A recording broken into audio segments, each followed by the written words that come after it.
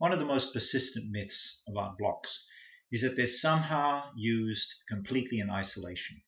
They have absolutely no nexus to any other technique. And that's absolute nonsense. Blocks are always used together with counters or something that sets you up in a way that protects you from further attack. They're never used in isolation, and they're never 1-2.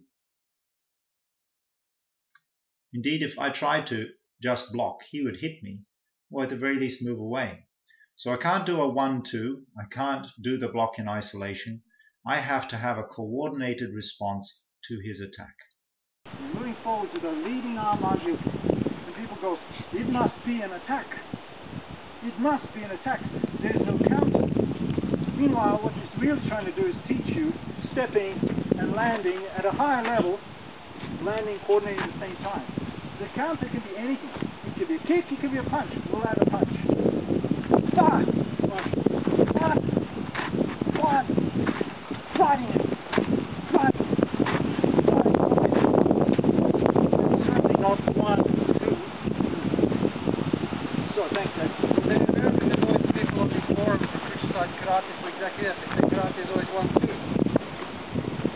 It's rubbish, isn't it? It's absolute rubbish. It comes from the idea that a deflection is somehow an isolated technique. Now I'm fighting with Dave, and all I'm going to do is... Why would I do that? My deflection serves one important purpose, to protect me. But it won't do that job if it does not set me up in such a way that I neutralize further attacks. Choki Motobu, famous karate master, says that if a block is correctly executed, multiple attacks cannot succeed, because the first one negates the rest. What do people then say? What Choki Motobu meant was, when people use the chest block, they do this, and they hit him. It's the first, it's not a block at all. It made this. Meanwhile, you watch Choki Motobu, all his Churanukis were like this.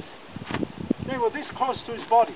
He got his body right in close, and what would he do? Bang, simultaneous. Bang. So look how he's cut off further punches. Not by using this as an attack, but by wedging it and using it as a battering ram and hitting him. And where's his next attack going to come from? Hard. Moreover, he's in the perfect position for the rest of the form to do other things.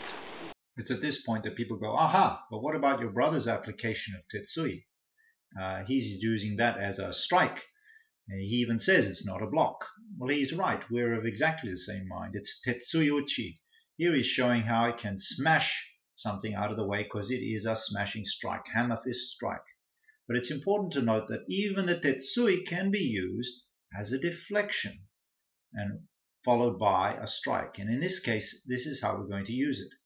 If I can, I use it as a deflection. If not, I try and use it as a strike. Either way, my entry follows with a second punch. And now if you watch very carefully, you'll see that you can use it as a soft deflection. And in fact, that soft deflection is really the crux of everything. Look how he slips the punch softly. And he reserves the hard part for the smash. Now, of course, you can get that completely wrong, especially in the heat of battle. And so you have to know that the same approach, even if it fails to get the right angle, can at least be used offensively. Then it stops being a block. It's just an attack.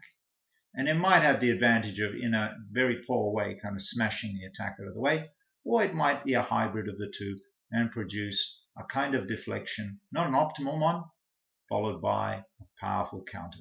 So it's an attack, but every attack can be used as a deflection as well. A simple punch can be used as a deflection, so can the Tetsui Uchi, the hammer fist strike.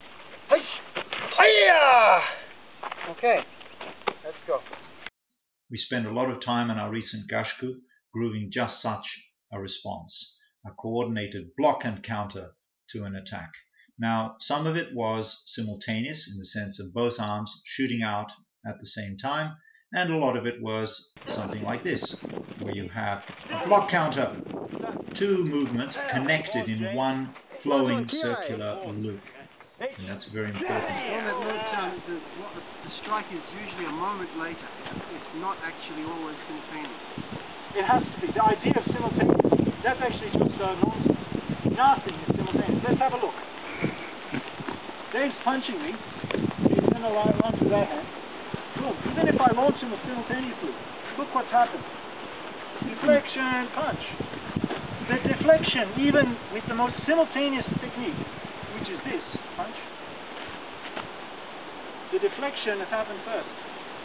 Then there's a punch. Even with the simplest simultaneous technique, punches again, okay, 1, 2, has to be.